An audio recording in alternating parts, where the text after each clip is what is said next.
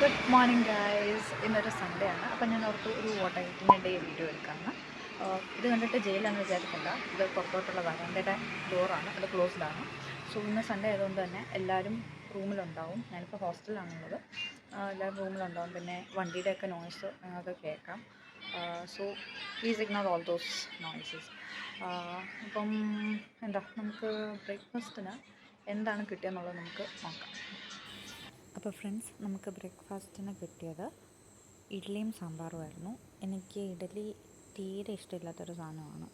അതുകൊണ്ട് ഞാൻ 2 എടുത്തിട്ടുണ്ടായിരുന്നുള്ളൂ.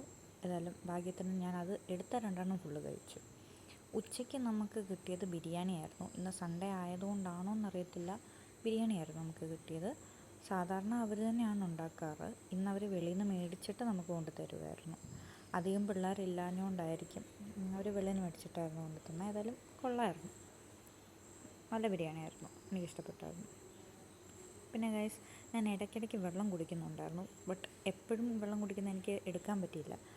അങ്ങനെ വെള്ളം കുടിച്ചുകൊണ്ടിരുന്നപ്പോഴാണ് ഞാൻ എൻ്റെ മുടി ശ്രദ്ധിച്ചത്. അതാണ് ഞാൻ അങ്ങനെ നോക്കിയത് കേട്ടോ.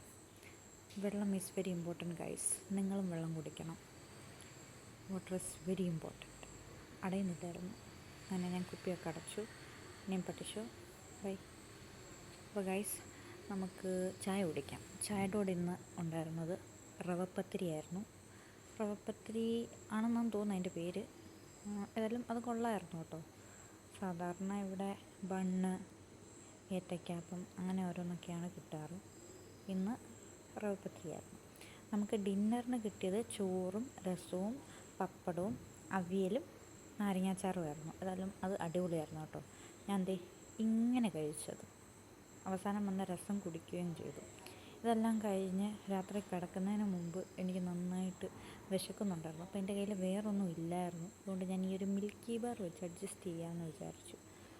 അപ്പം നിങ്ങൾക്ക് വീഡിയോ ഇഷ്ടപ്പെട്ടെങ്കിൽ ലൈക്ക്, ഷെയർ ആൻഡ് സബ്സ്ക്രൈബ്.